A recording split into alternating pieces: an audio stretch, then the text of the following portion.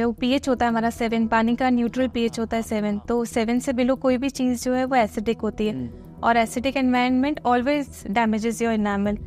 तो अगर आप कोल्ड ड्रिंक पी रहे हैं और बहुत पी रहे हैं या डेली में पी रहे हैं, तो वो अल्टीमेटली आप हर सिप आपका एनामल लेके जा रहा है। दांत से गन्ने को छीलते हैं या अखरोट तोड़ते हैं, तो वो करना चाहिए अपनी दांत की स्ट्रेंथ बढ़ाने के लिए। दांत की स्ट्रेंथ नहीं बढ़ती, ऐसे लोग करते हैं इसलिए क्या, क्योंकि वो खुद टेस्ट कर रहे होते हैं या दूसरों को दिखा रहे होते हैं। जैसे एक हैप्पीडेंट का ऐड आता था, उसमें वो कहते थे कि अगर आप इसको च्यू करोगे तो आपके जो टीथ हैं वो भी स्ट्रांग होंगे और वाइट दिखने शुरू होंगे। So like it's really work या ये मिथ है? हमें मैच्योरिटी आती है, समझदारी आती है, इसलिए इसका नाम पड़ गया अक्लदार या विजडम टूथ। ठीक है, अब आप उसको निकलवा दोगे, it has nothing to do with your wisdom, so don't worry.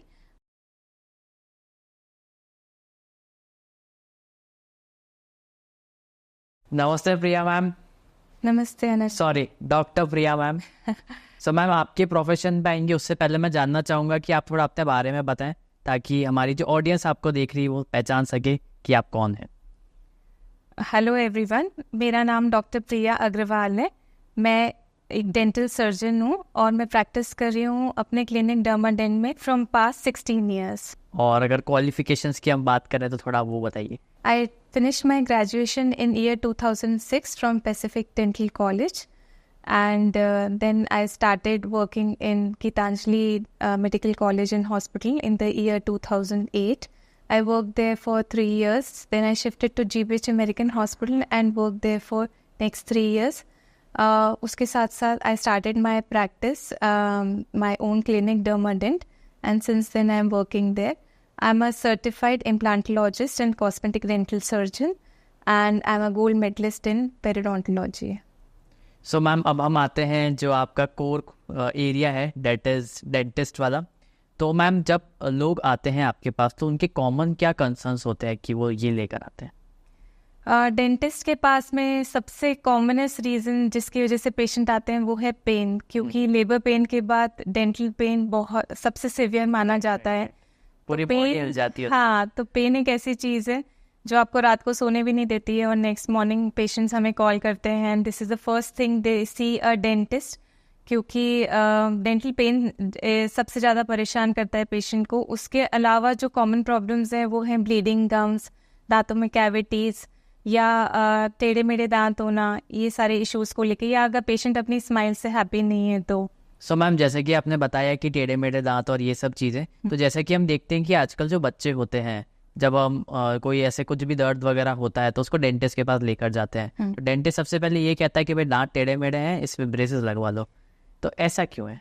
नहीं, ऐसा नहीं है, क्योंकि सबसे पहले हमें एज देखनी इम्पोर्टेंट होती है। क्योंकि जब पेशेंट्स हमारे पास में आते हैं ये कंसर्न लेके कि बच्चे के दांत ही टेढ़े मेढ़े आ रहे हैं, या यूजुअली वो ऐसा बोलते हैं कि इसके सामने के 2 दांत खरगोश जैसे हैं या बहुत बड़े आ रहे हैं, तो हम पेरेंट्स को हमेशा ये समझाते हैं कि आप ये दूध के दांत के पास में जब एक परमानेंट टूथ आता है तो उसका साइज बड़ा होता है, क्योंकि वो एडल्ट फेज के हिसाब से होता है, और उस टाइम पे बच्चा जब छोटा होता है 7, 8, 9, 10 साल का होता है, तो उसका फेस छोटा होता है, प्राइमरी डेंटिशन के हिसाब से होता है, तो वो टीथ प्राइमरी डेंटिशन के कंपैरिजन में बड़े दिख रहे होते हैं। दूसरा, जब दांत इरप्ट हो रहे होते हैं तो वो टेढ़े इसलिए भी आते हैं क्योंकि पास में उनके परमानेंट टीथ और ऊपर से इरप्ट हो रहे होते हैं, तो रूट का जो प्रेशर होता है ना, जब ऊपर रूट पे पड़ता है तो नीचे से दांत ऐसे टेढ़ा हो जाता है, तो वो जब साइड का दांत आता है तो ये जो टेढ़ा वाला दांत होता है ये ऑटोमेटिक सीधा हो जाता है। तो जो ये मिक्स डेंटिशन वाली एज होती है 6 से लेके 12 इयर्स की एज तक, उसमें हम पेरेंट्स को हमेशा बोलते हैं, अनटिल अनलेस जब तक कि बहुत सिवियर माल ऑक्लूजन हमें नहीं नज़र आ रहा है, हम पेशेंट्स को बोलते हैं कि आप वेट करिए, पूरे दांत निकलने दीजिए बच्चे के, ये जो छोटी मोटी प्रॉब्लम्स हैं, माइनर करेक्शंस हैं, ये तो अपने आप ही हो जाएंगे। उस टाइम पे हम ब्रेसेस रिकमेंड डेफिनेटली नहीं करते हैं। सो मैम, आपने देखा होगा कि ऐसे आपके पास शायद केसेस आए होंगे, पहले ऐसा होता था कि दांत के आगे के दांत के बीच में 2 गैप है, तो लोग कहते थे कि भाई अच्छा मानते हैं इसको, बट आजकल हाँ, बट आजकल हम देख रहे हैं कि जो डेंटिस्ट है वो सजेस्ट करते हैं कि आप इस गैप को फिल करा लो ब्रेसेस के थ्रू या कोई और टेक्निक के थ्रू।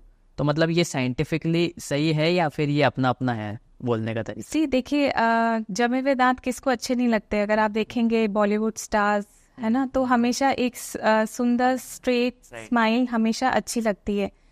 जो दांतों के बीच में गैप है, ऐसे बहुत सारे मिथ्स हैं डेंटिस्ट्री में या डेंटल अपने आर्किटेक्चर को लेके लोगों में कि टेढ़े मेढ़े दांत अच्छे लगते हैं या एक दांत कैनाइन टेढ़ा है तो वो लकी है या आप ज़्यादा सुंदर दिखते हो। तो वो अपने अपनी थिंकिंग है, बाकी ऐसा कोई लेना देना नहीं है।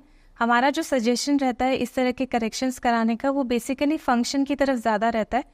एस्थेटिक रीजन से हमारे पास पेशेंट्स खुद आते हैं, वो कहते हैं कि नहीं दांतों के बीच में स्पेस है तो हमें बंद करवानी है, हमारे टेढ़े मेढ़े दांत है तो ठीक कराना है। लेकिन हमारा प्राइमरी कंसर्न होता है function, even more than aesthetics, क्योंकि अगर आपके दांत के बीच में स्पेसिंग है तो आपकी स्पीच अफेक्ट होगी, स्लर्ड स्पीच आएगी। अगर आपके दांतों के बीच में स्पेसेस हैं तो वहाँ खाना फंसेगा, फूड डिपोजिशन होगा, दांतों में कैविटीज़ बनेंगी, ये सारी चीज़ें होती है। अगर दांतों के बीच में स्पेसेस हैं तो बच्चे हैबिट डेवलप कर लेते हैं, पेपर फंसा लेते हैं, पेन से लटका लेते हैं, है ना। तो ऑल दोज हैबिट्स उनकी वजह से और दांत खिसकेंगे, टेढ़े मेढ़े होंगे, कैविटीज़ होंगी। तो ये सब प्रॉब्लम्स की वजह से हम पेशेंट्स को सजेस्ट करते हैं कि आप इनको करेक्ट कराइए। करेक्शन के बहुत सारे ट्रीटमेंट ऑप्शंस हो सकते हैं, वो डिपेंड करता है कि माल ओक्लूजन जो है वो कितना सिवियर है। अगर मान लीजिए सामने के दो दांतों के बीच में बस थोड़ा सा स्पेस है, 0.5 mm, 1 mm, 1.5 mm, तो हम उनको फिलिंग लगा के इमीडिएटली क्लोज कर सकते हैं। थोड़ा इस दांत में लगाया, थोड़ा इस दांत में लगाया, दोनों को हल्का सा बड़ा किया ताकि बैलेंस रहे, है ना,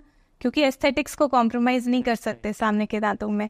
और इसी तरह से पीछे के दांतों में भी हम स्पेस क्लोज कर सकते हैं। हम टूथ मूवमेंट के थ्रू स्पेस क्लोज कर सकते हैं, ब्रेसेस लगा के। हम वीनियर्स के थ्रू स्पेसेस क्लोज कर सकते हैं। तो ऑप्शंस हम देते हैं पेशेंट्स को depending on their requirement and need. अगर पेशेंट को ज़रूरत है एक कॉम्प्रिहेंसिव ट्रीटमेंट की जो कि रास्ता लंबा है लेकिन लॉन्ग टर्म पे सही है, तो मैं पेशेंट्स को हमेशा ये बोलती हूँ कि नहीं आप उस रास्ते जाओ, थोड़ा टाइम लगेगा बट अगर आपका नेचुरल डेंटिशन हम करेक्ट करेंगे तो वो बेटर होता है बजाय इसके कि हम कुछ आर्टिफिशियल लगाए। और अगर सारे दांत ठीक है और माइनर स्पेसेस हैं तो उसको फिलिंग या वीनियस से हम करेक्ट कर सकते हैं। तो उस केस में जब ऑलरेडी पेशेंट की स्माइल स्ट्रेट है तब ब्रेसेस आउट ऑफ क्वेश्चन हो जाते हैं, तो उस केसेस में वीनियस प्ले करते हैं रोल। तो जैसा कि आपने बताया वीनियर्स का और ब्रेसेस का, तो हम देखते हैं कि अलग अलग टाइप में, जैसे डॉक्टर भी रिकमेंड करता है कि आपका बजट कम है तो आप ये वाले ब्रेसेस लगवा लो, तो मतलब क्या इम्पैक्ट पड़ता है महंगे और कम वाले में? मैं ये बोलूँगी कि आप समझिए कि दांत का हम टूथ मूवमेंट करके टूथ को रीपोजिशन कर रहे हैं, एक फेवरेबल पोजीशन में ले जा रहे हैं जहाँ पे पेशेंट की स्पीच और उसका खाने पीने जो जॉ का मूवमेंट है वो बेटर पोजीशन में आ जाए, ठीक है। तो उसके लिए हमें टूथ मूव करना है। अब टूथ मूव करने की मोडालिटीज़ हैं ब्रेसेस या अलाइनर्स, ठीक है। अल्टीमेटली हम टूथ मूव करके पेशेंट को ठीक कर रहे हैं। तो जो टूथ मूवमेंट है वो ब्रेसेस से होता है। अब ब्रेसेस में वेराइटीज़ आती हैं, जैसे मेटल ब्रेसेस आते हैं, एक्रेलिक आते हैं, सिरेमिक आते हैं, सेल्फ लाइगेटिंग सिस्टम्स आते हैं, या लिंगुअल ब्रेसेस जो पीछे की तरफ लगते हैं, सामने दिखाई नहीं देते। तो ये सारे सिस्टम्स हैं क्योंकि इनके बजट्स डिफरेंट हैं डेफिनेटली। तो पेशेंट अपने पॉकेट फ्रेंडली बजट को चूज़ कर सकता है या पेशेंट एस्थेटिक ऑप्शन चूज़ कर सकता है जिसमें ब्रेसेस कम नज़र आए। टूथ कलर अगर आप ब्रेसेस लेंगे तो आपको सिर्फ वायर नज़र आएगा, फोटोग्राफ्स में वो कम नज़र आएगा। सिरेमिक लेंगे तो वो चुभेगा कम मेटल के कंपैरिजन में। तो ये डिफरेंस होता है। ब्रेसेस अल्टीमेटली अगर आपके बार बार टूट नहीं रहे हैं तो आपका ट्रीटमेंट टाइम जो है वो जितना प्लान्ड है अकॉर्डिंगली होगा। अगर आप बार बार ब्रेसेस तोड़ के लाएंगे तो आपका ट्रीटमेंट ड्यूरेशन बढ़ जाता है। तो बहुत सारे फैक्टर्स होते हैं जो टाइम और कॉस्ट को डिसाइड करते हैं। उसके कंपैरिजन में अगर हम बात करें aligners are little different, tooth movement वो भी कर रहे हैं लेकिन they are very very comfortable option क्योंकि उसमें आपको हर महीने ब्रेसेस की तरह विजिट नहीं करना पड़ता है। इनविसालाइन की मैं बात करूँ तो it is one of the most established system in the entire world जो एविडेंस बेस्ड है। उसमें आपको पूरा हम प्लान करके बता देते हैं कि इनफैक्ट आपको ये दिखा देते हैं कि ट्रीटमेंट के बाद आपके टूथ की फाइनल पोजीशन क्या होगी। Even before starting the treatment we scan the patient and we show them the thing what will happen and what to expect. उसके बाद आपके अलाइनर्स की मैन्युफैक्चरिंग होती है, उसके बाद आपका पूरा जो पैकेट होता है, बॉक्स होता है, वो आपको हैंड ओवर करते हैं, अटैचमेंट्स लगाते हैं मुँह में, और उसके बाद में आपको फ्रीक्वेंट फॉलोअप में रखते हैं ऐप के थ्रू में। तो उससे हम पेशेंट से कनेक्टेड रहते हैं और आपको विजिट करने की ज़रूरत नहीं पड़ती। जो हमारे ओवरसीज पेशेंट्स हैं वो साल में एक बार ही आ पाते हैं, तो they can not go for braces, तो उनके लिए इनविसालाइन इज बेटर चॉइस।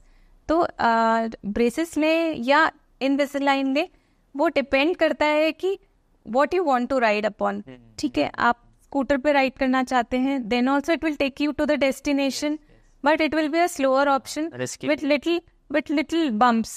ठीक है, if you are traveling in a car, it will take you faster and smoother and take you to the same place, but with very much more enhanced comfort, I would say. तो वाली चीज़ है. Plus pocket friendly option अगर आप ढूंढ रहे हैं तो never compare braces and aligners, because both systems are different. See braces में आप कंपेयर करोगे तो आप मेटल और सिरेमिक कंपेयर करोगे, है ना. अलाइनर्स में आप कंपेयर करोगे तो आप local system versus evidence based systems compare करोगे. ऐसे then you have to decide the cost.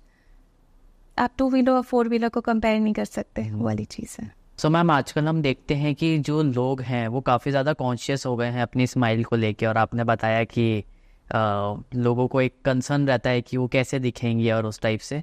तो आपके पास सबसे वियर्डेस्ट रीज़न के साथ क्या आते हैं लोग कि हमको इस वजह से हमारी जो स्माइल है उसको चेंज करना है? आनंद जी, मैं कहना चाहूँगी कि कोई भी रीज़न या कोई भी कंप्लेन वियर्ड नहीं होती, क्योंकि वो पेशेंट के लिए बहुत इंपॉर्टेंट हो सकती है जिसे हम सोचते हैं, हमें लगता है कि वियर्ड है. एंड आई ऑलवेज थिंक कि पेशेंट इज़ ऑलवेज राइट. तो रीज़न पेशेंट्स के बहुत डिफरेंट हो सकते हैं. पेरेंट्स जो लेके आते हैं बच्चे they are not bothered about their looks, लेकिन पेरेंट्स लेके आते हैं क्योंकि parents are bothered in their cases, है ना. लेकिन जब बच्चे थोड़े से टीन्स में जाते हैं या अपने अर्ली 20s में होते हैं तो उनके जॉब को लेके, उनकी मैरिज को लेके कंसर्न रहते हैं, अपने लुक्स को लेके कंसर्न्स बढ़ जाते हैं क्योंकि they feel less confident about their smile. तो दे नीड करेक्शन. तो इसलिए पेशेंट्स आते हैं. When patients grow more older like in 30s, 35, 40s, तो जो एस्थेटिक रीजंस हैं उनके रहते हैं tooth coloured related, because age के साथ में एज आई टोल्ड यू कि इनामल जो होता है ना वो वीक होता जाता है या घिसता जाता है, तो जो डेंटिन है वो ज़्यादा रिफ्लेक्ट करती है, तो द टीथ बिकम डार्कर. तो उस केस में लोग हमारे पास आते हैं, they want more whiter teeth, so we give them option of bleaching, veneers again, है ना, for those concerns. So concerns are different at different age basically. So ma'am जैसा कि आपने बताया कि जो एनिमल है वो घिसना शुरू हो जाता है, आपने शायद कहीं ऐड में या ऐसे मैंने तो देखा है, जैसे एक हैप्पीडेंट का ऐड आता था तो उसमें वो कहते थे कि अगर आप इसको च्यू करोगे तो आपके जो टीथ हैं वो भी स्ट्रांग होंगे और वाइट दिखने शुरू होंगे. So like it's really work या ये मिथ है? सिर्फ च्युइंगम चबाने से तो टीथ वाइट नहीं हो सकते, और excessive use of chewing gum can actually damage your teeth as well as your musculature, supporting musculature, जो आपके चीफ की मसल्स हैं उसमें स्पैज्म क्रिएट कर सकते हैं. But if you are using chewing gum in moderation, कि ठीक है आपको 1-2 च्युइंगम खाने की हैबिट है, तो उस केस में आप खा सकते हैं, लेकिन what you have to choose is कि आपको अगेन ये देखना है कि वो शुगरी च्युइंगम ना हो. अगर उसमें ज़ाइलिटोन नाम का कंटेंट जो होता है अगर वो है तो इट इज़ बेनिफिशियल, बट सिर्फ च्युइंगम खाने से teeth can not become stronger, certainly not. और जो वाइट वाली जो बात कर रहे हैं कि वाइट हो जाएंगे या उसका अगर आप टबैको खाते हैं या आप किसी भी तरह से टबैको का कंजम्पशन कर रहे हैं, पान मसाला खा रहे हैं या आप स्मोक कर रहे हैं, तो इनिशियली क्या होता है, जो स्टेन्स होते हैं वो सुपरफिशियल होते हैं, धीरे धीरे जाके वो इंट्रिंसिक स्टेन्स में कन्वर्ट होते हैं, मतलब वो डीप पेनिट्रेट करने लगते हैं हमारे टीथ में. तो जब तक स्टेन सुपरफिशियल है आप उसे किसी भी चीज़ से निकाल सकते हैं. ठीक है, आप टूथपेस्ट यूज़ कर सकते हैं, या हम जो खाना खा रहे हैं अगर फूड पार्टिकल्स जमा है, हमने अच्छे से रिंस नहीं किया है और हम च्युइंगम खा रहे हैं, तो वो फूड पार्टिकल्स च्युइंगम की सहायता से निकल जाते हैं, तो that way it is fine. लेकिन टीथ वाइटनिंग नहीं कर सकता, बिकॉज वाइटनिंग के लिए जो आपका नेचुरल कलर है, अगर उससे आपको 2-3 शेड्स लाइटन अप जाना है तो we have to use strong chemicals. और वो केमिकल्स इतने स्ट्रॉन्ग होते हैं कि if a drop is put on your gums और ऑन योर स्किन, एकदम से बर्न हो जाता है, वाइट स्पॉट क्रिएट हो जाता है. तो we have to use them very carefully. 2 तरह के ब्लीचिंग सिस्टम्स आते हैं जो इफेक्टिव होते हैं, एट ऑफिस ब्लीचिंग सिस्टम्स या होम ब्लीचिंग किट्स. तो जो होम ब्लीचिंग किट्स होते हैं वो आप पेशेंट्स को लंबा यूज़ करने के लिए हम देते हैं, because they those contain milder bleach forms, क्योंकि you can not afford to get burn at home. तो इसीलिए ब्लीच जो है वो बहुत माइल्डर फॉर्म में होता है, but those are effective when done in effective ways guided by a dentist. और एट ऑफिस ब्लीचेस जो होते हैं वो बहुत स्ट्रॉन्ग होते हैं. उसके अलावा कुछ भी chewing gums, whitening strips, whitening paste, आपके इंट्रिंसिक स्टेन्स को हटा नहीं सकते, ना आपके टीथ को वाइट कर सकते हैं। ओके, तो जैसा कि ऐसा मैंने तो देखा है, जैसे हमको कहते हैं कि अगर आप जो पेस्ट है उसको अगर आप यूज़ करोगे, जैसे कि वो जो जलता है अंदर जाके तो ज़्यादा असर दिखाता है, तो ऐसा होता है या ये भी? पेस्ट के जो इंग्रेडिएंट्स होते हैं वो बेसिकली या तो क्लेंजर्स होते हैं, क्लेंजर्स के साथ में स्टेबलाइजर्स डालते हैं, है ना, सोडिंग एजेंट्स डालते हैं और फ्लेवरिंग एजेंट्स डालते हैं। ठीक है, अब किसी किसी पेस्ट में आप देखेंगे नमक है या लौंग है या कुछ ऐसे इंग्रेडिएंट्स हैं, जैसे एक ऐड में दिखाता है आपके टूथपेस्ट नमक है। हाँ, या फिर अगर आपको फ्लोराइड एलर्जी है ना, किसी भी चीज़ कंटेंट से अगर आपको एलर्जी, तो आपको बर्निंग सेंसेशन मिल सकता है। ठीक है, तो अगर if you are enjoying that burning sensation जो बहुत माइल्ड है और आपके जो ओरल टिश्यूज़ हैं उसको पील ऑफ नहीं कर रही है, देन इट इज़ फाइन। लेकिन अगर कोई भी चीज़ आपको इरिटेट कर रही है, आपकी म्यूकोजा में बर्न दे रही है, तो then you need to change your toothpaste and seek a medical help. ठीक है, तो burning is not related to cleaning. Okay, हाँ, तो मिथ है एक तरीके। It's a myth. So ma'am, आपने देखा होगा कि जो लोग हैं, जो गांव वाले हैं, वो आज भी एक तरीके से नीम की डंडियां और उसको यूज़ कर रहे हैं, जो पुरानी जनरेशन के हैं। तो वो यूज़ करने से जो एनिमल है वो डैमेज होता है या फिर ये भी मिथ है? देखिए, मैं इस बात में ये कहना चाहूँगी कि जैसे जैसे एडवांसमेंट हो रहा है बहुत सारी चीज़ों में, उसी तरह से टूथ ब्रशेस में भी एडवांसमेंट हुआ है। हाँ, पुराने ज़माने में हमारे एंसेस्टर्स नीम के ब्रशेस यूज़ किया करते थे, लेकिन उनके टीथ भी डैमेज होते थे, उनके टूथ लॉस भी होता था। हम उस बात पे भी ध्यान दें। आज हमारे घर में अगर हम देखते हैं, हमारे दादा नाना की एज जनरेशन वाले लोग जिन्होंने शायद नीम की डाली यूज़ की होगी, नहीं की होगी, कितना एफिशिएंटली ब्रश किया, कभी डेंटिस्ट के पास नहीं गए, तो एक धीरे धीरे उनके एक एक दो दो करके सब दांत निकलते रहे, है ना, इडेंचुलस, यानी कि सारे दांत उनके ख़त्म हो जाते हैं। बहुत सारे हमारी फैमिली या रिलेटिव्स में हम लोग देखते हैं। ठीक है, तो इम्पॉर्टेंट ये है कि आप ब्रश करो, और ब्रश करते हो तो आपके जो ब्रिसल्स होते हैं वो आप सॉफ्ट या अल्ट्रा सॉफ्ट ब्रिसल्स यूज़ करो। कोई भी मीडियम हार्ड या कोर्सर जैसे कि नीम की डाली का जो ब्रश है, अगर आप वो घिसते हो दांतों पे, तो वो आपके इनेमल को बहुत डैमेज करता है, इरिवर्सिबल डैमेज करता है। स्क्रैच लाइंस बनती है इनिशियली, फिर धीरे धीरे कट लगने शुरू होते हैं। जहाँ पे इनेमल की थिकनेस कम होती है वहाँ पे खड्डे बन जाते हैं, और उनसे शुरू होती है सेंसिटिविटी की प्रॉब्लम। सेंसिटिविटी को आपने जैसे तैसे कंट्रोल कर लिया, काम चला लिया, आपने उनमें फिलिंग नहीं कराई, तो धीरे धीरे वो कट्स डीप हो जाते हैं, और फिर किसी दिन बहुत शार्प और कंटिन्यूस पेन और इरिवर्सिबल डैमेज होना शुरू हो जाता है। देन आप जाते ही डेंटिस्ट के पास। तो मैं हमेशा रिकमेंड करती हूँ सॉफ्ट या अल्ट्रा सॉफ्ट ब्रशेस का ब्रश यूज़ करें, ब्रशिंग इफेक्टिव वे में करें, ताकि आपकी गम्स और टीथ और टंग क्लीन हो सके। सिर्फ नीम की डाली चबाने से आई रियली डाउट कि कितनी एफिशिएंट क्लीनिंग हो पाती होगी। और अगर आप किसी भी वुडन स्टिक या उससे अगर आप ब्रश करें, कोर्स फाइबर से ब्रश करें, तो वो डेफिनेटली इनेमल को डैमेज करेगी। और इनेमल एक ऐसा टिश्यू है हमारी बॉडी में जो हार्डेस्ट सब्सटेंस है, ठीक है, वो भी घिस देता है वो ब्रश। तो आपको बहुत वाइजली चूज करना चाहिए अपना टूथब्रश, और अच्छे से, मतलब बहुत excessive brushing is also bad, तो 2 मिनट से ज़्यादा brushing is not recommended. Okay, तो जैसा कि आपने बताया कि 2 मिनट से ज़्यादा ब्रशिंग नहीं करनी है, तो एक आइडियल वे क्या होता है ब्रश करने का according to a dentist? Yes, ideal way मैं ये बोलूँगी कि आप पहले तो अपने टूथब्रश को सेलेक्ट करें। आपका जो टूथब्रश का साइज़ और शेप है वो आप अपनी रिक्वायरमेंट और अपने टीथ की एनाटमी के हिसाब से, शेप के हिसाब से ले सकते हैं, क्योंकि मार्केट में बहुत तरह के ब्रशेस आते हैं। फ्लैट ब्रशेस आते हैं, ब्रेसेस के लिए अलग आते हैं, ऑर्थो ब्रशेस बोलते हैं उनको, जिगजैग ब्रशेस आते हैं। जो भी आप ब्रश यूज़ करें, मेक श्योर कि वो आपके मुंह के हर कोने में पहुंच रहा है, लास्ट विजडम टूथ तक जा रहा है। ठीक है, समटाइम्स आई रिकमेंड कि आप छोटा ब्रश यूज़ कर लें, बेबी ब्रश यूज़ करें।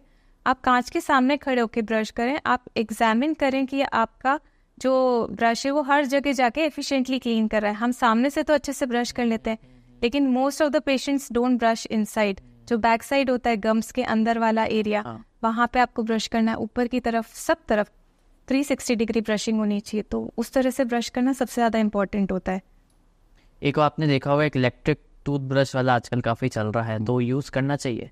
इलेक्ट्रिक टूथब्रशेस हम उनमें रिकमेंड करते हैं जो थोड़े से फिजिकली चैलेंज पेशेंट्स होते हैं, या फिर वो लोग जो नहीं समझ पा रहे हैं कि कितना प्रेशर यूज़ करना है। क्योंकि अगर आप देखेंगे तो कई पेशेंट्स कंप्लेन करते हैं, अगेन जो आपने पूछा सेंसिटिविटी की, तो जब हम एग्जामिन करते हैं तो उन्होंने अपने दांत काट लिए होते हैं। आप ना अगर पुराना टूथब्रश देखेंगे तो उसके ब्रिसल्स ऐसे फ्लेयर्ड मिलेंगे आपको, यानी आप बहुत प्रेशर यूज़ कर रहे हो, ठीक है। तो अगर आप टूथब्रश को ऐसे होल्ड करके ऐसे ऐसे ब्रश कर रहे हो, you are putting lot of pressure. या कई बार स्पाउसेस आके बोलते हैं कि when the other half brushes, तो वो नेक्स्ट रूम तक आवाज आ रही है ना, इतनी जोर से ब्रश नहीं करना है, आपको दांत काटने नहीं है, आपको सिर्फ हल्के से खाना निकालना है। तो फेदर लाइक टच होना चाहिए। अगर आप वो हैबिट चेंज करना चाहते हैं तो मैं कई बार बोलती हूँ कि उसको पेन ग्रिप में ले लो, पाम ग्रिप की जगह पेन की तरह पकड़ लो, सो दैट यू नो कि कितना प्रेशर यूज करना है। तो बहुत हल्के से ब्रश करना है।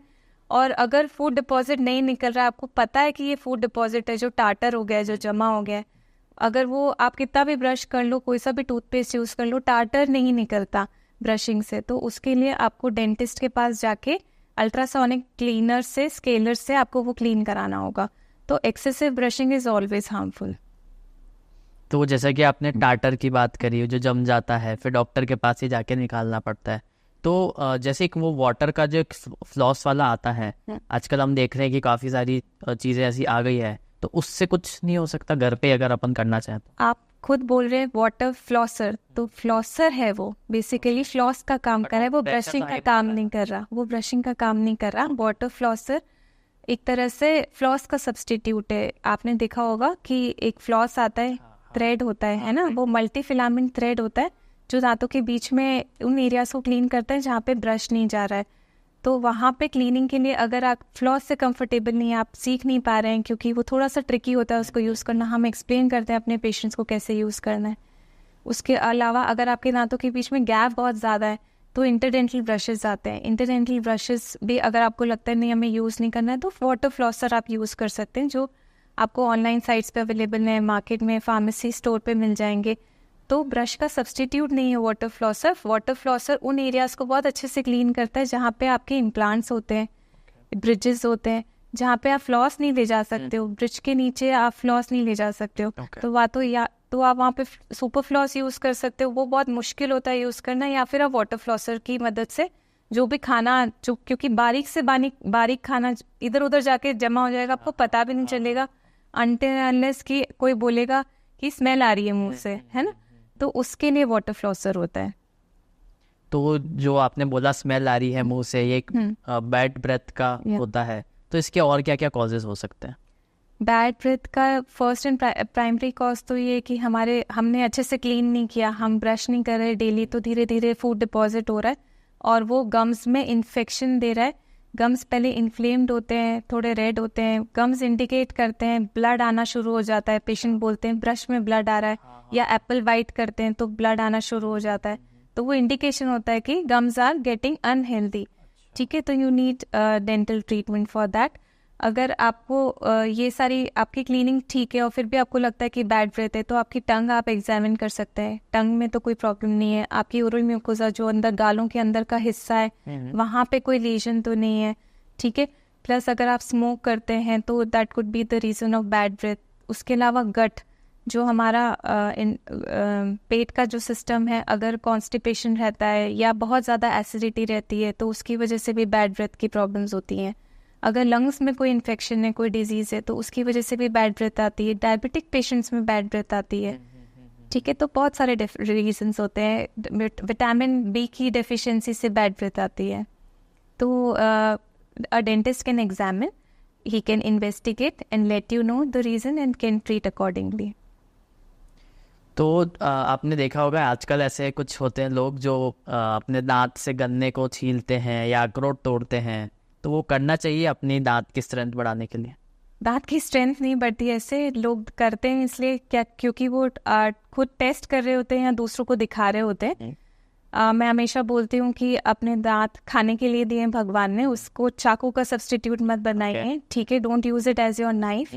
तो आप सब कुछ खाइए, आराम से खाइए, लेकिन आपको अखरोट नहीं तोड़ने, आपको सुपारियाँ नहीं काटनी है, चबानी है, आपको गन्ने नहीं छीलने, क्योंकि अनकंट्रोल्ड मल्टी डायरेक्शनल फोर्सेस जो हैं वो हमेशा टीथ को डैमेज करेंगे, आपकी रूट्स को हिला सकते हैं, है ना। दांतों के बीच में स्पेसेस हो सकते हैं, प्रोक्लाइन हो जाते हैं, दांत बाहर की तरफ आ जाते हैं, या फिर आपके दांतों में क्रैक्स हो सकते हैं ऐसा करने से। ठीक है, लोग कोल्ड ड्रिंक की बॉटल, वो जो पहले बॉटल के ऊपर आता था ना वो, तो उससे एल्यूमिनियम कैंस खोल लेते हैं, तो ये सब नहीं करना चाहिए, definitely not. Don't bite on pencils. ठीक है, किसी भी तरह की हैबिट, थंब सकिंग, अब हैबिट की बात है तो थंब सकिंग, छोटे छोटे बच्चे जो अंगूठा पीते हैं, दैट इज़ नॉट रिकमेंडेड, क्योंकि अंगूठे के प्रेशर से क्या होता है, सामने वाले दांत फ्लेयर अप हो जाते हैं, बाहर की तरफ आ जाते हैं, जो उनका पैलेट होता है वो हाई आर्च बन जाता है, जो आपके रिजेस हैं वो यू शेप से वी शेप बन जाती हैं, तो पूरा डेंटिशन खराब होता है और माल अक्लूजन क्रिएट होता है। तो ये सारी हैबिट्स नहीं होनी चाहिए। अगर है और बच्चे नहीं मान रहे हैं तो हम हैबिट ब्रेकिंग अप्लायंसेस भी बनाते हैं। हैबिट ब्रेकिंग अप्लायंसेस होते हैं जो मुंह में लगा देते हैं, फिक्स कर देते हैं उनको, क्योंकि जैसे बच्चे, पेरेंट्स आते हैं, बच्चे उनको पता है कि ये अंगूठा चूस रहा है, तो एक अप्लायंस होता है जो हमने ऊपर फिक्स कर दिया और उसमें से पीछे तार होता है। अब बच्चा अंगूठा डालेगा तो उसको वो तार चुभेगा, तो वो निकाल लेगा, तो हमने वो अप्लायंस 1 महीने के लिए लगा दिया, तो हैबिट ब्रेक हो जाती है तो हम निकाल लेते हैं उसको। मतलब जैसे ब्रेसेस लगते हैं वैसे ही वो कुछ आप लगा देते हैं? हाँ, अच्छा, कुछ ऐसा आप समझ लीजिए। तो पीछे की तरफ ज़बान पे नहीं होता कि वो टंग पे कुछ? नहीं, टंग नीचे की तरफ है, वो ऊपर की तरफ लगता है, तो ऐसा नहीं होता। खाने पीने में थोड़ी डिफिकल्टी होती है, बच्चा थोड़ा समझदार है तो वो जल्दी समझ जाएगा, और अगर वो समझदारी की एज में नहीं है तो उसको डिस्कम्फर्ट समझा देगा कि अब मुझे ये नहीं करना है, क्योंकि जैसे मैं अंगूठा अंदर डालता हूँ और तो मुझे चुभता है, ऐसा। तो अगर हम बात करें कि जो जैसे माउथ वॉश रिकमेंड करते हैं, तो माउथ वॉश की क्या फ्रीक्वेंसी होनी चाहिए, और अगर हम ब्रश को माउथ वॉश से रिप्लेस कर दें तो will it work? Brushing has no substitute. ठीक है, तो माउथ वॉश भी बिल्कुल सब्स्टिट्यूट नहीं है ब्रशिंग का, दे आर एडजुवेंट। तो जब आप ब्रश करते हो तो आप जो भी खाते हो ना दिन भर में, धीरे धीरे धीरे धीरे एक पतली लेयर डिपॉजिट होने लगती है टीथ पे, और वो लेयर जो होती है खाने के साथ मिलके, खाने के स्टेन्स लेके कलर्ड में डिपॉजिट होने लगती है, जिसको पहले हम प्लाक बोलते हैं और फिर बाद में कैलकुलस बोलते हैं। ठीक है, तो उस स्लाइमी लेयर को अगर आप स्क्रैच करेंगे ना खाने के कुछ घंटे बाद अपने नेल से, अपने टीथ, तो आपको दिखेगी white creamy layer, that is this thing, plaque. ठीक है, तो उसको निकालने के लिए ब्रशिंग बहुत ज़्यादा ज़रूरी है। वो ब्रश से ही निकल सकती है, वो माउथ वॉश से भी नहीं जाएगी। ठीक है, माउथ वॉश प्लाक डिपोजिशन को डिले कर देता है, इसलिए माउथ वॉश इम्पॉर्टेंट होता है, लेकिन brushing is important. Finger brushing करते हैं कुछ लोग, ब्लड आने लग गया है तो हम उंगली पे स्विच कर रहे हैं, ऐसा बिल्कुल भी नहीं करना चाहिए, क्योंकि finger brushing doesn't help at all. हाँ, मतलब पहले हम देखते थे वो पाउडर फॉर्म में आता था तो उसको लोग घिसते थे, तो वो नहीं करना चाहिए। वो मैंने अगेन बताया आपको, जो टूथपेस्ट होता है ना, टूथपेस्ट में भी अलग अलग फॉर्मुलेशंस होते हैं, पाउडर होता है, पेस्ट फॉर्म होता है, जेल बेस्ड होते हैं, तो जितना कोर्स ग्रैन्यूल होगा वो आपकी एनामल को घिसेगा। तो पाउडर्स अच्छे नहीं होते, आप जेल बेस्ड जो टूथपेस्ट है उन पे जाएंगे तो वो बेटर होते हैं। और जो माउथ वॉशेस है, वो माउथ वॉशेस आपको एक डेंटिस्ट आपकी रिक्वायरमेंट के हिसाब से प्रिस्क्राइब करता है कि आपको प्रॉब्लम क्या है। अगर आपको एक एंटीबैक्टीरियल माउथ वॉश की ज़रूरत है तो वो प्रिस्क्राइब टाइम के लिए माउथ वॉश यूज़ करना ठीक रहता है। ठीक है, but you can not use it as a regular mouth wash. और जो मार्केट में रेगुलर माउथ वॉशेस की तरह अवेलेबल है, वो भी हम बहुत ज़्यादा लॉन्ग टर्म के लिए मना बोलते हैं, क्योंकि वो अल्कोहल बेस्ड माउथ वॉशेस होते हैं जो आपके सलाइवरी प्रोडक्शन को लो करते हैं। अगर सलाइवा का प्रोडक्शन कम हो जाएगा तो कैविटीज़ बढ़ेंगी, बैड ब्रेथ बढ़ेगी, क्योंकि सलाइवरी में प्रोटेक्टिव एंजाइम्स होते हैं। ठीक है, तो ये सारी चीज़ें इसीलिए जब तक जितनी प्रिस्क्राइब करें उतना ही यूज़ करना चाहिए। हाँ ठीक है, ओकेजनली आप कर सकते हो, इतना कोई हार्म नहीं हो जाएगा कि आपने 1-2 महीना एक्स्ट्रा कर लिया तो माउथ वॉशेस का। लेकिन माउथ वॉशेस के इंडिकेशन होते हैं, माउथ वॉशेस सेंसिटिविटी के लिए भी आते हैं, डीसेंसिटाइजर माउथ वॉशेस होते हैं, फ्लोराइड कंटेनिंग माउथ वॉशेस होते हैं जिन बच्चों में बहुत ज़्यादा कैविटीज़ होती हैं, जो बहुत ज़्यादा मीठा खाते हैं या स्टिकी फूड खाते हैं, चिप्स, चॉकलेट, कोल्ड ड्रिंक्स, या फिर जो बच्चे दूध पीते हैं सोते टाइम, या छोटे बच्चे जिनको हम बॉटल डाल देते हैं उनके मुंह में कि ये सो जाए, अब वो मुंह में दूध भरा रह जाता है और वो कैविटीज़ क्रिएट करता है। तो उन बच्चों में फ्लोराइड कंटेनिंग पेस्ट और fluoride containing mouth washes recommend करते हैं अप टू सर्टन टाइम, इस तरह से। तो जैसा कि आपने यहाँ पे कोल्ड ड्रिंक की बात करी, तो जो सॉफ्ट ड्रिंक्स होती है वो टूथ को डैमेज करती है? हाँ बिल्कुल, क्योंकि वो एसिडिक होती हैं, और कोई भी जो पीएच होता है हमारा 7, पानी का न्यूट्रल पीएच होता है 7, तो 7 से बिलो कोई भी चीज़ जो है वो एसिडिक होती है, और acidic environment always damages your enamel. तो अगर आप कोल्ड ड्रिंक पी रहे हैं और बहुत पी रहे हैं या डेली में पी रहे हैं, तो वो अल्टीमेटली आप हर सिप आपका इनामल लेके जा रहा है। अच्छा, तो अगर आप पहली बात तो it is not good for health. Brush कर लिया या माउथ वॉश कर लिया और फिर पिया तो नहीं, उससे क्या होगा, आपने ब्रश किया, आपने अपने टीथ क्लीन कर लिए और उसके बाद आपने एक क्लीन इनामल का सरफेस दिया है कि आप आराम से इनामल इरोड करके ले जाओ, तो it is not recommended. In fact cold drink consume करने के बाद में भी ब्रशिंग रिकमेंडेड नहीं है। वॉमिटिंग के बाद ब्रश नहीं करना चाहिए, क्योंकि जो बॉडी से एसिड आया है बाहर, है ना, वो ऑलरेडी आपके मुंह में एसिडिक एनवायरनमेंट है, और उस टाइम पे आप इमीडिएटली वॉमिट के बाद या कोल्ड ड्रिंक के बाद अगर ब्रश कर लेते हो तो आपका इनामल और स्पीड से इरोड होगा। तो ऐसा नहीं करना चाहिए। अगर आपको कोल्ड ड्रिंक पीनी है या कोई भी कार्बोनेटेड ड्रिंक पीनी है तो यूज़ विद अ स्ट्रॉ, तो उससे क्या होगा, सीधा वो अंदर जाएगा। Definitely damages every part of the body, लेकिन टीथ उसमें जितना कम कांटेक्ट में रहे उतना अच्छा है। तो ऐसा बोलते हैं कि जो पीले दांत होते हैं वो थोड़े से स्ट्रांग होते हैं या वो स्ट्रांगनेस की निशानी दिखाते हैं, तो होता है ऐसा या फिर वाइट वाले ही बेस्ट रहते हैं? नहीं, ये भी एक मिथ है एक तरह का। वो ये लोग वही बोलते होंगे जिनके पीले दांत ज़्यादा हैं। बेसिकली देखिए, टूथ का जो शेड होता है ना, वो इनामल की थिकनेस डिसाइड करती है। अच्छा, टूथ जो है हमारा, जो बाहर से हमें दिखता है वो इनामल से कवर्ड होता है। इनामल के नीचे जो लेयर होती है वो होती है डेंटिन।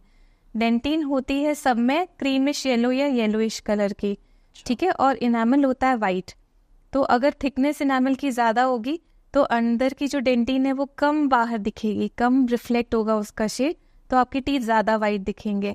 इंडियन पॉपुलेशन में ऐसा है कि हमारी जो इनामल की थिकनेस होती है वो कंपैरेटिवली कम होती है, इसलिए हमारे यहाँ पे यूजुअली क्रीमिश येलो शेड के आपको टीथ ज़्यादा दिखेंगे। दूसरा, हम हल्दी बहुत खाते हैं तो उस वजह से भी स्टेनिंग हो जाती है, तो वो भी एक रीज़न है कि हम उतना सुपर वाइट टीथ मेंटेन नहीं कर पाते in comparison to those countries जहाँ पे कैल्शियम रिच फूड ज़्यादा खाया जाता है, जहाँ पे जेनेटिकली इनामल की थिकनेस ज़्यादा होती है, जैसे अफ्रीकन्स, और जहाँ पे कॉन्डिमेंट्स और मसाले कम खाए जाते हैं। स्पाइसेस इंडिया में बहुत ज़्यादा खाते हैं हम, ठीक है। तो ये सारे फैक्टर्स जो होते हैं वो टीथ की कलर को डिसाइड करते हैं, और इनामल जो होता है वो टूथ की स्ट्रेंथ को डिसाइड करता है। तो जितना थिक इनामल होगा टूथ उतना स्ट्रांग होगा। तो अगर इनामल थिक होगा तो वो वाइट भी ज़्यादा होगा, वो स्ट्रांग भी ज़्यादा होगा। ओके। तो आजकल ऐसा देखने में आता है कि ऐसे चारकोल वाले टूथपेस्ट आ रहे हैं या फिर वो वाइटनिंग वाले जो आते हैं, तो उससे कुछ होता है या वो वीक करते हैं? देखिए, आपको हमेशा थोड़ा थोड़ा लेबल्स का आइडिया होना चाहिए कि कौन सा जो कंटेंट है वो क्या कर रहा है ना। तो अगर चारकोल की बात करें तो चारकोल क्लीनिंग एजेंट का काम करेगा, तो डेफिनेटली आपके जो सुपरफिशियल स्टेन्स है उसको थोड़ा कम करने में हेल्प करेगा। या जो वाइटनिंग टूथपेस्ट आ रहे हैं, अगर उसमें थोड़े से केमिकल्स डलें, पर मैंने बताया वाइटनिंग केमिकल्स जो भी एट होम दिए जा रहे हैं वो इतने माइल्ड हैं कि या तो वो काम नहीं करते, ना के बराबर काम करते, या फिर मतलब हार्डली सिर्फ आपके सुपरफिशियल स्टेन्स पे थोड़ा थोड़ा काम करते हैं। कि आपने पान खाया और आप उससे टूथपेस्ट से क्लीन कर रहे हो तो आपको दिखेगा कि हाँ, पान के स्टेन्स इमीडिएटली निकल गए, लेकिन वो पान के स्टेन्स परमानेंट हो गए। तो लॉन्ग टर्म में अल्टीमेटली आपको ब्लीच कराएंगे तभी वो स्टेन्स निकलेंगे, क्योंकि वो अंदर तक इम्बाइब कर लिया है टूथ ने। इसलिए तो ये जो टूथपेस्ट होते हैं ये थोड़ा थोड़ा डेफिनेटली वर्क करते हैं अगर आप बहुत इनिशियल स्टेज में किसी भी चीज़ की, लेकिन जब कोई चीज़ अंदर चली जाती है, टूथ के अंदर पेनिट्रेट कर जाती है, तब ये चीज़ें काम नहीं करती हैं। तो और जो टूथपेस्ट में एब्रेसिव्स आते हैं, जैसे आपने बताया कि है ना, क्रिस्टल बेस्ड टूथपेस्ट आते हैं कि छोटे छोटे क्रिस्टल्स डाल दिए टूथपेस्ट में, वो सब एब्रेसिव का काम कर रहे हैं। तो अगेन वो पेस्ट भी रिकमेंडेड नहीं होते हैं। सो आपने जैसे शुरू में बताया कि आप 16+ ईयर से इस फील्ड में हो, तो आपने इतने सारे लोगों को ऑपरेट किया होगा, तो मेजरली आपके पास किस टाइप की प्रॉब्लम्स आती है, क्या लोग लेकर आते हैं?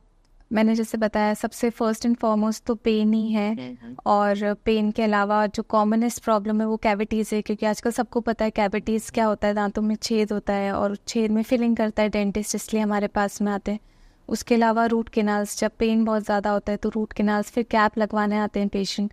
अब बहुत सारे पेशेंट कॉस्मेटिकली अवेयर हो गए तो वो अपनी स्माइल के लिए आते हैं, स्माइल लाइन को ठीक कराने के लिए आते हैं। उनके ये कंसर्न्स आते हैं कि जब हम हंसते हैं तो हमारे मसूड़े दिखते हैं, तो वो गमी स्माइल को करेक्शन के लिए आते हैं। या कुछ पेशेंट्स ऐसे भी हैं जो अवेयर हैं कि हमारे गम्स पे पिगमेंटेशन है क्योंकि हम स्मोक करते हैं। हेवी स्मोकर्स जो होते हैं उनके गम्स डार्क हो जाते हैं। प्लस इंडियन पॉपुलेशन, क्योंकि यूजुअली हम ब्रिटिश कॉम्प्लेक्शन के लोग हैं, तो जो हमारे गम्स होते हैं थोड़े से पिगमेंटेड होते हैं, और अगर किसी की गमी स्माइल है तो वो पिगमेंट दिखता है तो वो अच्छा नहीं लगता है, तो उसके करेक्शन के लिए आते हैं हमारे पास में। ऑर्थो के लिए आते हैं ब्रेसेस या अलाइनर्स के लिए, टेढ़े मेढ़े दांतों के करेक्शन के लिए, स्पेसिंग के लिए, वीनियर्स के लिए। जो विजडम टूथ है वो परेशान कर रहा है तो उसको निकलवाने आते हैं। इम्प्लांट सर्जरीज के लिए आते हैं, क्योंकि हर कोई फिक्स दांत चाहता है आजकल, कोई बत्तीसी नहीं पहनना चाहता, डेंचर्स नहीं पहनना चाहता। Definitely it's an option, but it is not so comfortable. तो अगर आपकी बोन फेवरेबल है, अगर आपकी हेल्थ फेवरेबल है, सारे फैक्टर्स हमें देखने होते हैं, तो if you are fit to go for surgery you can go for implant supported dentures ना, इम्प्लांट सपोर्टेड ब्रिजेस, जिसमें आपके जबड़े के अंदर स्क्रूज डाल दिए जाते हैं और जब वो हील हो जाते हैं तो उनके ऊपर फिक्स दांत दे देते हैं, तो आप अपने नेचुरल टीथ की तरह उनसे खा सकते हैं, सब कुछ खा सकते हैं, चने भी चबा सकते हैं। तो that is a very good option which has come up.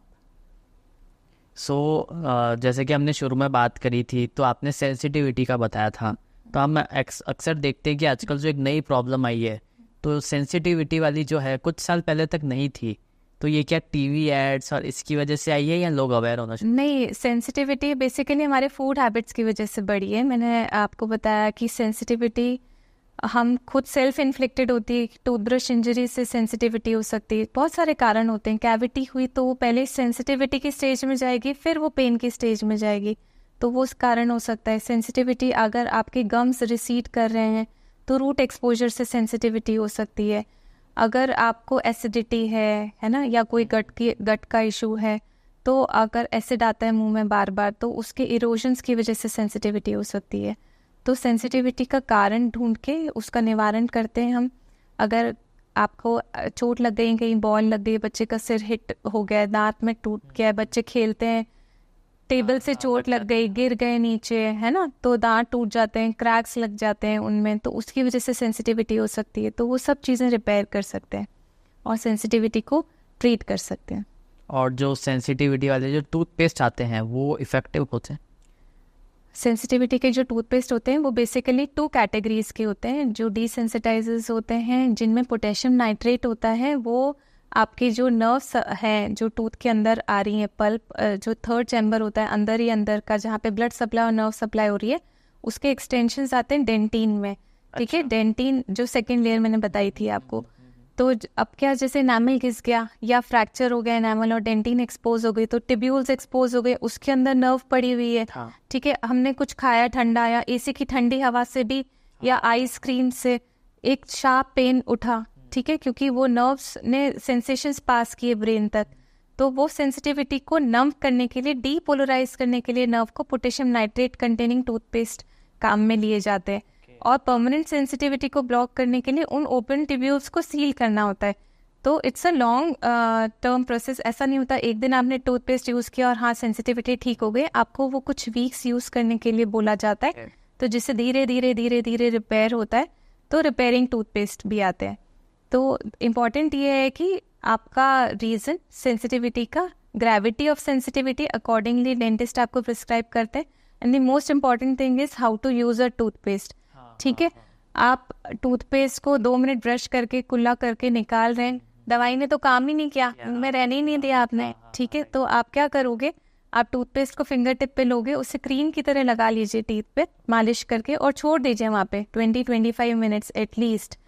ठीक है, तब वो पेस्ट काम करेगा, चाहे वो डीपोलराइज करे नर्व को, चाहे वो रिपेयर करे, है ना। Give it time to repair the teeth, तब वो काम करेगा। उसके बाद आप सेम टूथ पेस्ट को ब्रश पे लेके 2-3 मिनट्स के लिए हल्के हाथ से ब्रश कर लीजिए और फिर कुल्ला कर लीजिए। और इसकी फ्रीक्वेंसी क्या रहनी चाहिए ब्रशिंग की?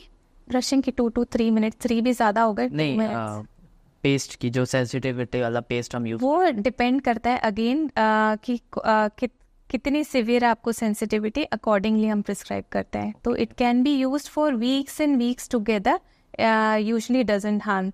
ठीक है, पहले हम अगर बहुत एक्यूट सेंसिटिविटी बहुत ज़्यादा हो रही है तो हम पहले डीपोलराइजिंग टूथपेस्ट पे डालते हैं पेशेंट को, एक बार वो थोड़ी सी कंट्रोल हो जाती है, उसके बाद हम रिपेयरिंग पे डालते हैं। ऐसा वो जो रिपेयरिंग पेस्ट होते हैं उनको हम काफ़ी महीनों तक करा के और फिर धीरे धीरे वो भी विड्रॉ कर लेते हैं अगर सेंसिटिविटी ठीक हो गई है तो, along with along with the requirements of your dental treatment की अगर कहीं कोई छेद हो गया है, कहीं कुछ सील करना है अपने को, तो वो सारी चीज़ें भी अलॉन्ग विद द टूथपेस्ट आपको करवानी पड़ेंगी, तब अच्छा कंट्रोल आता है। ओके, तो अब हम बात करते हैं थोड़ा सा आपके वापस करियर के ऊपर कि आप इतने 16 ईयर्स से आप इस फील्ड में हो, तो अगर हम बात करें रिटर्न ऑन इन्वेस्टमेंट की ऑन अ डेंटिस्ट, तो उसका क्या सीन है? आई वुड से इट्स अ गुड प्रोफेशन। अगर जो भी इस पॉडकास्ट को देख रहे हैं young inspiring dentist, definitely it's a good branch, आपको इस पे जाना चाहिए। You can study for 4 to 5 years, do your graduation if you are interested, you can do certified courses or you can do your specialization in various fields and then you can start your own practice. ठीक है, there is a good ROI in dentistry certainly, but yes, it takes time in India and work pays off when you are consistent and good enough, because things take time to build up, or once you build your practice then patient flows in. So मेरा last question है ये, आपने देखा होगा कि एक वो होता है कि विजडम टूथ वाला जो चीज़ है, तो कई डॉक्टर्स कहते हैं कि इसको ऑपरेट करवा लो, लेकिन लोग कहते हैं कि ये निकाल दोगे तो फिर अक्ल चली जाएगी, तो आपका इस पर क्या टेक है? देखिए, हर टीथ का एक इरप्शन टाइम होता है ना। मैंने आपको बताया कि 6 महीने का जब बच्चा होता है तो पहला दांत निकलता है, तो 6 से लेके 2 साल की उम्र तक दूध के दांत आ जाते हैं सारे 20 दांत। ठीक है, उसके बाद 6 साल का जब बच्चा होता है, +- 6 मंथ्स आप मान लीजिए हर एज में, तो परमानेंट टीथ का इरप्शन शुरू होता है। तो 6 साल से लेके 12 साल +- 6 मंथ्स आपके परमानेंट टीथ इरप्ट होते हैं, धीरे धीरे एक निकलेगा, एक दूध का दांत गिरेगा, ऐसे चलता है, मिक्स डेंटिशन स्टेज चलती है। तो 12-13 ईयर्स के बाद में यूजुअली परमानेंट टीथ होते हैं माउथ में 2nd मोलर्स तक। ठीक है, जो 3rd मोलर होता है उसका इरप्शन एज होता है 17 से लेके 25 ईयर्स तक। ठीक है, तो उसका इरप्शन टाइम ही वो है, किसी के 17 साल में शुरू होंगे, किसी के 20 में, किसी के 24 में, तो 17 से लेके 25 तक वो बहुत एक बड़ी ओपन विंडो है विजडम टूथ के लिए। बट उस टाइम पे क्योंकि हम में मेच्योरिटी आती है, समझदारी आती है, इसलिए इसका नाम पड़ गया अक्लदाड़ या विजडम टूथ। ठीक है, अब आप उसको निकलवा दोगे, it has nothing to do with your wisdom, so don't worry.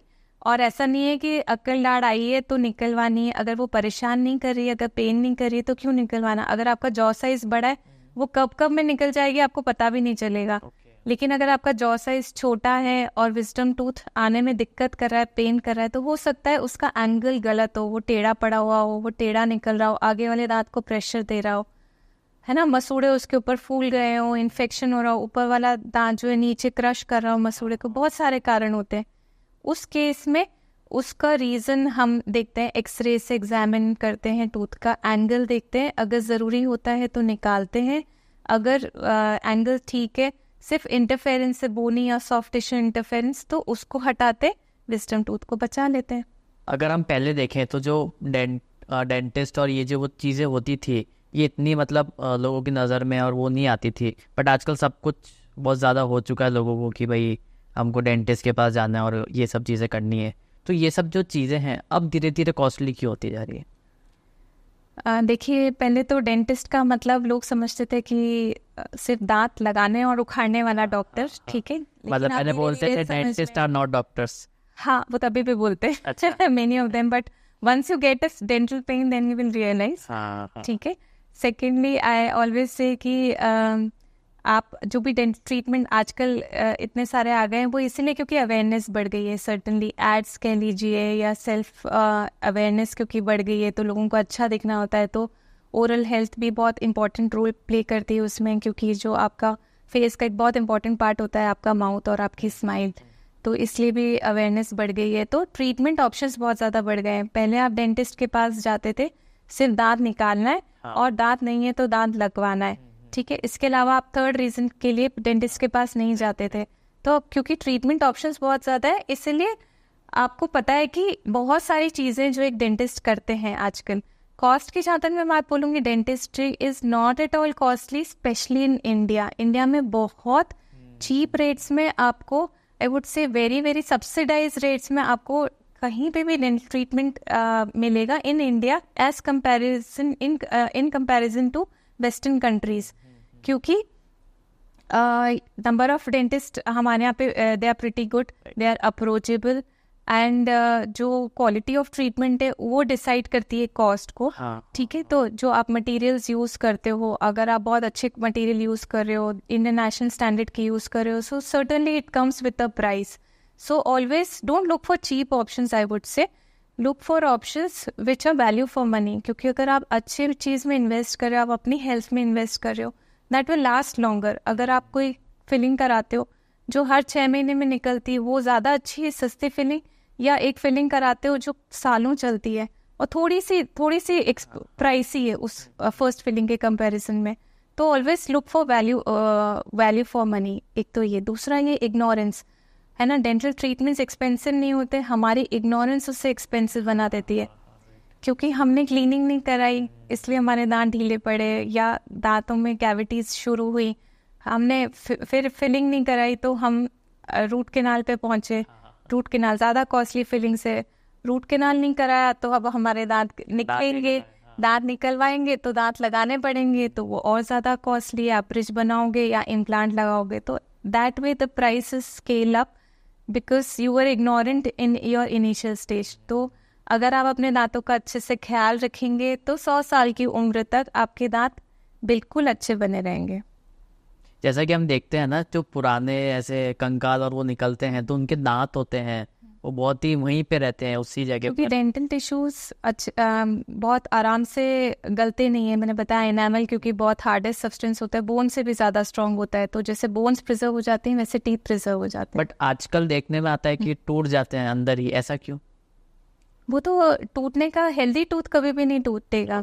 ठीक है, आपने अगर कुछ खाया, आपने कोई कड़क चीज़ खाई, आलमंड में बाइट किया और एक टूथ क्रैक हो गया, तो वो क्रैक होने का रीज़न होगा कि वो पहले से कहीं ना कहीं वीक हो रहा होगा, कोई कैविटी होगी जो हिडन होगी, है ना, जिसकी वजह से क्रैक हुआ। एक हेल्दी साउंड टूथ एकदम से नहीं टूटता बिना किसी रीज़न के, अनटिल एंड अनलेस इम्पैक्ट बहुत हैवी है, जैसे कि कोई बहुत बड़ी बॉल आके लगी या आपका एक्सीडेंट हो गया, आप गिर गए रोड पे, तो इम्पैक्ट जो है, ब्लो जो है वो बहुत हार्ड होना चाहिए, तो डेंटल टिश्यूज डिस्ट्रॉय होते। बाकी फॉर्मेशन तो वही है जो आज से हज़ारों साल पहले थी, वही फॉर्मेशन आज भी दे रहे हैं भगवान, वैसे ही बना रहे हैं दांतों को। ठीक है, हम अपने खान पान की हैबिट से उसे वीक करते जा रहे हैं बस। So ma'am, as we are on the words of wrapping up this show, मैं चाहूँगा कि आप 3 एडवाइसेस दो that people should follow being a dentist. First and foremost is value your teeth, because if you lose your teeth, you will start valuing it very late.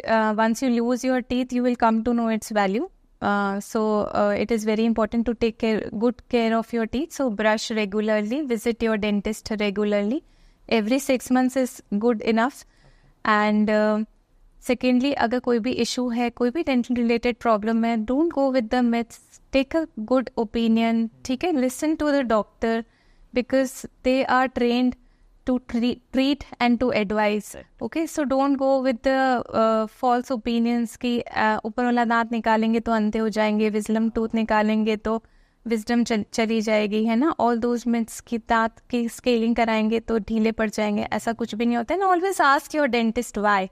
अगर आपको कोई dentist कोई dental treatment suggest कर रहा है तो आप उनसे क्वेश्चन कर सकते हैं कि अगर रूट कैनाल कराना है तो क्यों कराना है। डॉक्टर इज ट्रेन्ड इनफ, है ना, टू मेक यू अंडरस्टैंड कि उस ट्रीटमेंट को क्यों कराना है। फिर आप अपने टूथ का टाइमली ट्रीटमेंट कराइए, बिकॉज आप जितना टाइमली कराएंगे उतना क्विक आप फ्री हो पाएंगे, उतनी कम विजिट्स लगेंगे, and it will be more pocket friendlier definitely.